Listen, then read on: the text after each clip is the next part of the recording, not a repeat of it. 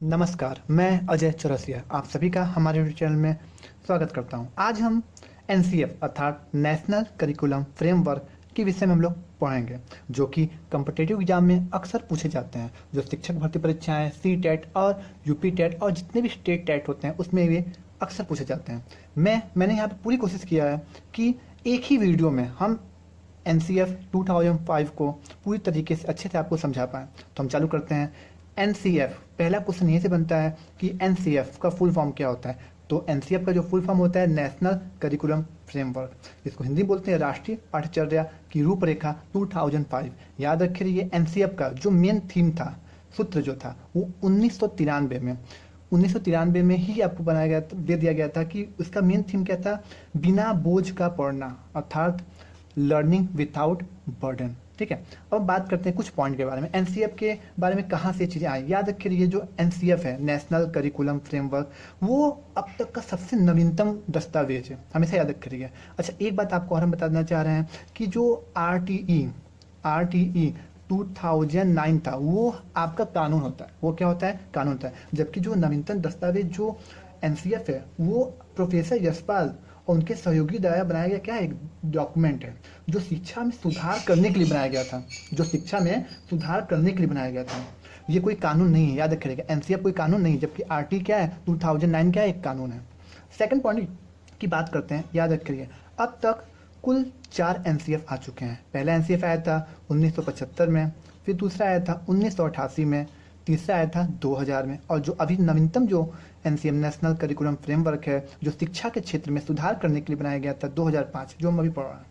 याद रखिए हुआ क्या कि 14 जुलाई और 19 जुलाई को राष्ट्रीय मानव संसाधन मंत्रालय की सिफारिश पर, किसकी सिफारिश पर? राष्ट्रीय मानव संसाधन मंत्रालय की सिफारिश पर एक बैठक बुलाई गई। किसकी बुलाई गई? एनसीईआरटी की। किसकी बुलाई गई? एनसीईआरटी की बैठक बुलाई गई। इसके परिणाम स्वरूप लोगों ने कहा कि अब एक नए एनसीएफ की जरूरत पड़ गई। तो इसके तहत उस परिणाम के थ्रू इस एनसीएफ का एक रूपरेखा रखा गया।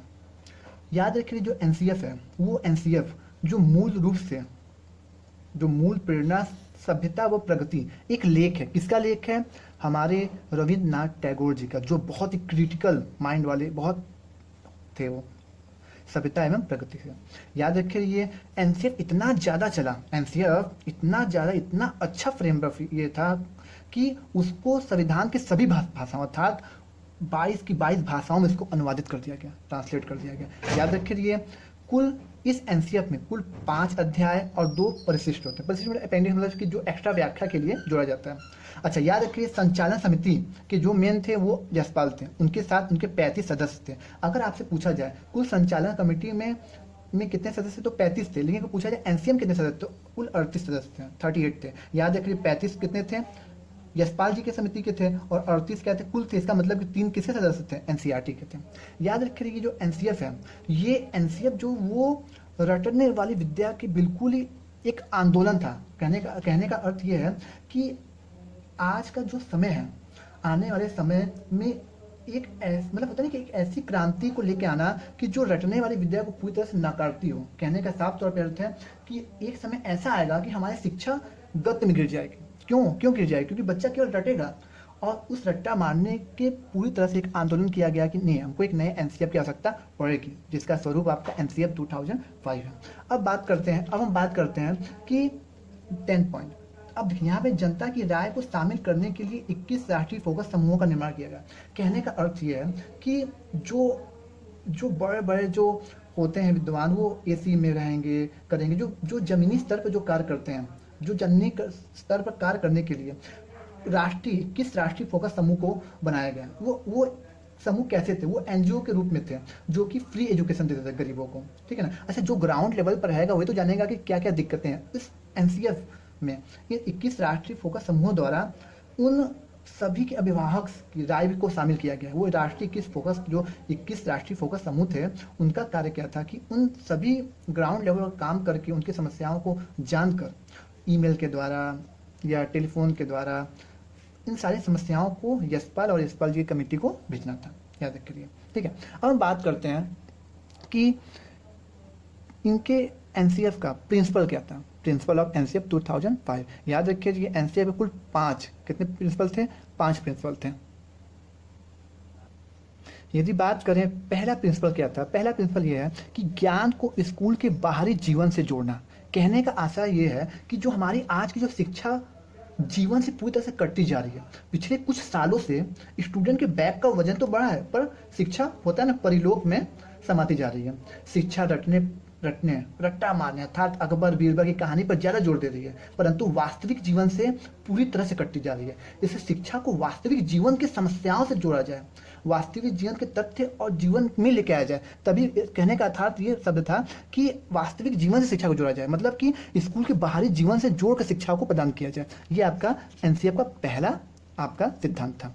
सेकंड ये कहता है कि पाठ्यचर्या पाठ्य पुस्तक केंद्रित न हो। पाठ्यचर्या जो है आपका पाठ्य पुस्तक केंद्रित न हो। कहने का आशा ये है कि जो आज की शिक्षा व्यवस्था है, जो आज की शिक्षा व्यवस्था है उसमें क्या नाम है, पाठ्यचर्या केवल पाठ्य पुस्तक सीमित ही नहीं रहनी चाहिए, वो नहीं होनी चाहिए।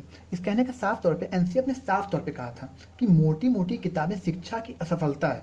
उन्होंने कहा था, साफ तौर पे उन्होंने कहा था कि हमें बताया गया है कि ज्ञान का विस्फोट हुआ है और अचानक मोटी मोटी किताबें, इस इंसाइक्लोपीडिया बच्चों के गले पर जबरदस्ती बांध दी गई है, जबरदस्ती इसको बांध दी गई। अर्थात पाठ्यचर्या पुस्तक केंद्रित नहीं होनी चाहिए। उन्होंने कहा कि 4 पेज की पुस्तकों को पढ़कर कौन ज्ञानी बन जाएगा।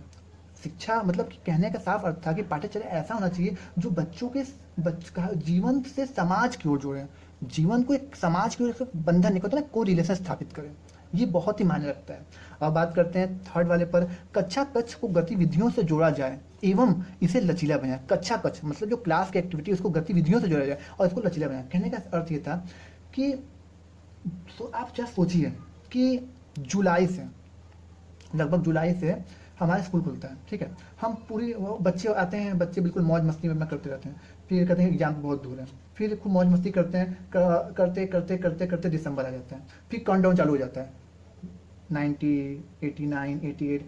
फिर सोचिए आप बच्चों में एक होता है ना कि परीक्षा के दिन घटते जाते हैं, बच्चों का तनाव का लेवल क्या होता है, बढ़ता जाता है। उन्होंने कहा कि कोई बच्चा डर जाता है, कोई किसी तैयारी नहीं रहती है। उन्होंने साफ तौर पे कहा कि परीक्षा थोपी न जाए, परीक्षा थोपी नहीं जाए, उसमें लचीलापन होना चाहिए। अगर मान लीजिए कोई बच्चा है उसकी तबीयत खराब हो गई है, परीक्षा नहीं देना है, तो उसको थोपी ना जाए कि नहीं तुमको परीक्षा इसी दिन तुमको देना है, ठीक है कोई बात नहीं, तुम नेक्स्ट टाइम तुम अपना परीक्षा दे देना, ठीक है। अब हम आते हैं नेक्स्ट पॉइंट पर। नेक्स्ट पॉइंट क्या कहता है, पढ़ाई रटने पर प्रणाली से क्या होना चाहिए, पूरी तरह से क्या होना चाहिए, मुक्त होना चाहिए। कहने का उनका साफ अर्थ था कि यही यदि किसी से पूछा जाएगा कि संस्कृत के आपके पास कितने श्लोक आपको याद है, तो कहा कि कोई बंदे ने किसी से पूछा कि आपको संस्कृत कितने श्लोक याद है, तो उस बंदे ने कहा कि मैं श्लोक को तो नहीं बता सकता हूँ, लेकिन हाँ मैं इसका व्याख्या जरूर कर सकता हूँ। लेकिन आने तब आपका ज्ञान कैसा किस काम का जो आपको श्लोक ही आपको नहीं याद है। तो कहने का साफ तौर पर अर्थ था कि इसको व्याख्या तो तैयार है, लेकिन रटने पर यहाँ पर ज़्यादा बल दिया जा रहा है, रटने पर उसको ज़्यादा बल दिया जा रहा है। यहाँ पर रटने को पूरी तरह से एनसीएफ पूरी तरीके से धजिया हुआ है कि रटने वाला किसी भी प्रकार से बच्चों को प्रेशराइज नहीं किया जाए, मतलब रटने वाली प्रणाली से पूरी तरह से शिक्षा को क्या किया जाए, मुक्त किया जाए। उसके बाद 5वां जो है एनसीएफ को जो कहा कि राष्ट्रीय मूल्यों के प्रति आस्थावान विद्यार्थी तैयार हों या राष्ट्रीय महत्व के बिंदुओं को पाठ्यक्रम में शामिल किया जाए। कहने का ये अर्थ है कि हम शिक्षा को का कार्य केवल डिग्री देना नहीं हो, बल्कि राष्ट्रीय हित प्रजातंत्र के विषय में एक सोच डेवलप करना है। ऐसा नहीं कि बच्चा पढ़ाई कर लिया और ओसामा बिन लादेन बन गया, नहीं, बाकायदा पर्टिकुलर वो राष्ट्र के हितों के बारे में, राष्ट्र के प्रति एक आस्थावान होना बहुत ही आवश्यक है। फिर हम बात करते हैं कि नेक्स्ट टॉपिक पर कि एनसीएफ ने क्या क्या सुझाव दिए। सुझाव क्या नहीं, सबसे पहले उन्होंने जो सुझाव दिया कि सतत एवं व्यापक मूल्यांकन। सतत एवं व्यापक मूल्यांकन का अर्थ यह है कि साफ तौर पे कहने का अर्थ है कि पहले बात करें सतत के बारे में। परीक्षा डर और आतंक का एक माहौल खड़ी करती है, इसलिए उन्होंने साफ तौर पे कहा कि बच्चों को बड़ी परीक्षा से पहले, मतलब बड़ी परीक्षा से पहले छोटी छोटी परीक्षा के माध्यम से बड़ी परीक्षा के लिए क्या किया जाए, तैयार किया जाए। अर्थात मूल वार्षिक परीक्षा से पहले कुछ अंतराल पर लगातार परीक्षा ली जाए, ठीक है ना, जिससे क्या होगा कि बच्चा एक बड़ी परीक्षा के लिए पूरी तरह तैयार हो पाएगा। तो उन्होंने कहा कि सतत मूल्यांकन इस तरह से सोचे। अब बात करते हैं व्यापक मूल्यांकन। अब आप सोचिए जरा, आप कल्पना कीजिए हमारी भाषा में कौशल कितने हैं, 4। लिखना, सुनना, बोलना, पढ़ना, और आप मात्र 100 नंबर किसी एक लिखित कौशल पर आप दे रहे हैं। ये तो बहुत ही नाइंसाफी है। उन्होंने साफ तौर पे कहा कि बच्चा अर्थात सैद्धांतिक व्यवहारिक दोनों पक्षों को चेक कर उसका मूल्यांकन करना चाहिए, अर्थात उसका व्यापक मूल्यांकन करना चाहिए। और हम बात करते हैं खेल को महत्व। एनसीएफ ने खेल को बहुत ही बड़ा महत्व दिया। उन्होंने कहा कि खेल के द्वारा एक व्यक्ति में सहयोग, संतुलन का जन्म होता है, इसलिए खेल को विशेष महत्व दिया जाना चाहिए शिक्षा के क्षेत्र में। अब बात करते हैं हम संवैधानिक मूल्य। संवैधानिक मूल्य का साफ उन्होंने कहा था कि शिक्षा के द्वारा हमें देश के लिए वफादार नागरिक पैदा करना है, जो राष्ट्रीयता, देश के विकास को समझते हों। जैसे संवैधानिक मूल्यों की बात यहाँ पर की गई थी। बात करते हैं 4th पॉइंट पर, मोटी किताबों की असफलता। उन्होंने कहा कि जो बच्चा खुद इतना छोटा है, जो बच्चा खुद विद्यालय में जा रहे इतने प्रेस्टाइज में, आप उसके पीठ पर, उसके कंधों पर इतनी बड़ी मोटी मोटी किताबों का आप एक बर्डन डाल दे रहे हैं। हमको याद आ रहा है कि जब हम छोटे थे तो मेरी एक कविता थी। क्या कविता थी? मुझसे भारी मेरा बस्ता, कर दी मेरी हालत खस्ता, उसे उठाकर पढ़ना मुश्किल, सारी पुस्तकें ले जाना मुश्किल, कोई टीचर को समझाए, इसको कोई हल्का करवाए। मुझे एक कविता याद आ गया। अब आते हैं 5th पॉइंट पर जो उन्होंने सुझाव दिया। आते हैं टॉपिक पर। कहा कि मुक्त वातावरण में दबाव रहित अधिगम। कहने का अर्थ ये है कि क्लास में कोई वातावरण दबाव होता है, क्लास में कोई तरह का दबाव न रहे, किसी तरह का भय, तनाव, कक्षा का माहौल एक होता है ना सकारात्मक बना होना चाहिए, जो कि एक सीखने पर जोर दिया जाए, व्यवहारिकता पर जोर दिया जाए। उन्होंने साफ तौर पे कहा था कि जो बच्चा हो, बच्चा के प्रति एक ऐसा वातावरण बनाइए कि जो ऐसा नहीं कि एकदम तनाव में बच्चा एकदम पढ़ता जा रहा है। अब हम आते हैं 6th पॉइंट पे बात करते हैं, जीवन से जोड़ना। जीवन से जोड़ना अर्थात साफ तौर पर उनका साफ मत था उन लोग का कि शिक्षा जीवन से जुड़ी होनी चाहिए। शिक्षा का टारगेट लोगों को परलोक में भेजना नहीं, और नहीं सपनों को दुनिया में, होता है काल्पनिक दुनिया में इसको भेजना है, जबकि शिक्षा को वास्तविक जीवन से जोड़ा जाना चाहिए, ताकि वे ये लगे कि शिक्षा और जीवन दोनों आपस में क्या है, कोरिलेट है, एक जैसे हैं। और इस तरह से करना चाहिए। बातें यहाँ पे क्या होनी चाहिए कि कैसे हम रोजी रोटी कैसे कमाएं, कैसे रोजगार सीखें, इस प्रकार की शिक्षा होनी चाहिए। इसको जीवन से, वास्तविक जीवन से जोड़ना चाहिए। होता नहीं कि सपनों की कहानी में इसको बुनना नहीं चाहिए। अब आते हैं 7वें पॉइंट पर। 7वां पॉइंट ये कहता है 6 महीने में शिक्षक का प्रशिक्षण। 6 महीने शिक्षक का प्रशिक्षण। तो उन्होंने कहा था कि शिक्षक को हर 6 महीने में प्रशिक्षित होना चाहिए, ताकि अधिगम मतलब लर्निंग, अधिगम के नए तरीके, शिक्षण की नई विधियां शिक्षण को अत्यधिक प्रभावशाली बनाएंगे। अगर वो सीखे रहेंगे, बार बार अपने ट्रेनिंग को पूर्णतः करते रहेंगे, तो बच्चों को वो इंफॉर्मेशन को नॉलेज में कन्वर्ट करके देने में एक और भी सुविधा आएगी। अब हम बात करते हैं नेक्स्ट, रोजगार परक शिक्षा। कहने का उनका साफ अर्थ था, उन्होंने कहा कि शिक्षा का रोजगार मुखी बनाया जाए। लोग हायर डिग्री ले लेते हैं, बीए कर लेते हैं, एमए कर लेते हैं, फिर उसके बाद डिग्री लेकर वो घूमते रहते हैं, कोई जॉब नहीं मिलती। तो ऐसे शिक्षा कोई मतलब ही नहीं है। इससे अच्छा कि वो जॉब ओरिएंटेड कोर्स कराया जाए, जो कम से कम बंदा शिक्षा लेने के बाद अपना होता है ना रोजी रोटी चला सकता है। 9वां पॉइंट ये है कह रहा है कि बच्चे की क्षमता के अनुरूप, उन्होंने कहा कि बच्चों पर जबरदस्ती पाठ्यक्रम को होता है ना लादा न जाए। बच्चा जिस हिसाब से उसकी जितनी क्षमता है उसके अनुरूप उसको शिक्षा दी जाए। पाठ्य सहगामी क्रिया, संगीत, चित्रकला, नृत्य, एनसीएफ मतलब होता है ना कि पढ़ाने के साथ साथ आप उनको पाठ्य सहगामी क्रियाओं को भी शामिल करना चाहिए।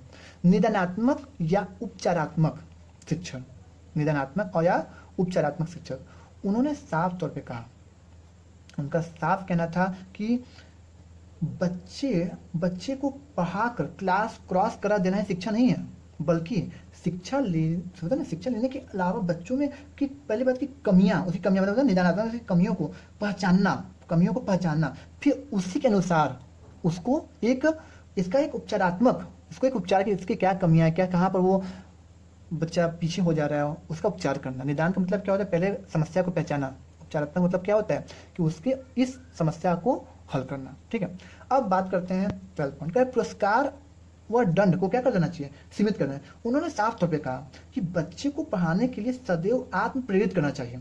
हमेशा पुरस्कार के, ऐसा नहीं कि हमेशा पुरस्कार के लालच में बच्चा पढ़े ना, और ऐसा नहीं कि इसको दंड से जबरदस्ती इसको पढ़ाए, मतलब कि बच्चा खुद आंतरिक रूप से महसूस करे कि हाँ हमको पढ़ना क्या है, अति आवश्यक है। अब बात करते हैं मातृभाषा के साथ अंग्रेजी की वकालत। उन्होंने कहा था कि मातृभाषा के साथ साथ आपको अंग्रेजी की वकालत, क्योंकि अंग्रेजी प्रोफेशनली लैंग्वेज है, उस पर उन्होंने जोर दिया था। 3 लैंग्वेज, त्रिभाषी के बाद उन्होंने कहा गया था। अब बात करते हैं हम 14 पॉइंट का, ज्ञात से अज्ञात और मूर्त से अमूर्त सूत्र, बहुत ही इंपॉर्टेंट सूत्र है ये, कि ज्ञात से अज्ञात अर्थात बच्चों को, बच्चा जो जानता है उसके माध्यम से सिखाएं, कि उसके माध्यम से सिखाइए। इसे ज्ञात से अज्ञात सिखाना है। जैसे हम आपसे कहते हैं कि अगर आपको क लिखना सिखाना है तो आप पहले क नहीं, आप पहले बताइए कबूतर, कबूतर को जानता है, फिर इस कबूतर की सहायता से उसको क लिखना सिखाइए। तो बच्चा क्या इसको अच्छी तरीके से अपने दिमाग में इसको घुमाएगा कि हाँ ठीक, हमको ये ज्ञात है, फिर इसके बाद हम अज्ञात क्यों हम जा रहे हैं, कि जो नया चीज़ आप सिखा रहे हैं। अगर बात करते हैं कि मूर्त से अमूर्त, तो मूर्त से अमूर्त का तात्पर्य पहले आप, जैसे आपको करना है कि आपको दोस्ती के बारे में बतानी है, ठीक है, तो पहले आप उसे दोस्ती मत सिखाओ, बिल्कुल मत सिखाओ उसको, क्योंकि दोस्ती तो अमूर्त है। पहले उसके पास बैठे हुए दोस्त के बारे में उससे बताओ, क्योंकि दोस्त जो क्या है वो मूर्त है। अब दोस्त के कार्यों से दोस्ती की तरफ उसको लेके जाओ। कहने का अर्थ है कि जो दोस्त जो कार्य कर रहे हैं, हाँ इसको दोस्ती कहते हैं, ठीक है। अब हम बात करते हैं पूर्व ज्ञान का। पूर्व ज्ञान का उपयोग, पूर्व ज्ञान का उपयोग का सेंस है कि बच्चा आपकी, जब आप क्या नाम है, क्या कहते हैं, जब आप माइक्रो टीचिंग करने गए होंगे तो आपको बताया इंट्रोडक्शन होता है। तो पूर्व ज्ञान का इंट्रोडक्शन में आपको बताया जाता है कि पूर्व ज्ञान कैसे निकाला जाता है, कि बच्चा जो पहले जानता हो, पहले जानने वाली चीज़ों पे फिर इसके बाद उस बेस पर एक नई नई चीज़ रखी जाए। फिर 16 बात ये कह रहा है, परीक्षा के डर से छुटकारा। ऐसा नहीं कि बच्चा इतना प्रेशर हो गया कि परीक्षा के डर में ही बस लगा हुआ है। परीक्षा से डर से पूरी तरह से वो छुटकारा उसको मिलना चाहिए कि हाँ नहीं ठीक है, हमारा जो नॉलेज हुआ है ये बेस्ट है मेरा। 17 पॉइंट ये है कि 5, 8 और 11 के लिए बोर्ड परीक्षा नहीं, उन्होंने साफ तौर पर कहा 5, 8 और 11 की बोर्ड परीक्षा में कोई आ सकता नहीं है। 1 से 12 तक क्या और कैसे पढ़ाया जाए, उन्होंने ये भी बात किया था कि 1 से 12 तक हमको क्या और किस तरीके से पढ़ाना चाहिए। मैंने पूरी कोशिश किया कि एनसीएफ अर्थात नेशनल करिकुलम फ्रेमवर्क 2005 में जितने भी पॉइंट हैं हम सब मैंने यहाँ पर सभी को ले गए। मैं कोशिश करूँगा कि नेक्स्ट जो मैं वीडियो बनाऊँ वो एनसीएफ नेशनल करिकुलम फ्रेमवर्क 2005 से जितने क्वेश्चन आया उसका एक समायोजन करके आपके सामने प्रस्तुत करूँ। आज के लिए बस इतना ही। यदि आपको मेरा ये वीडियो पसंद है तो please like, share and subscribe. धन्यवाद।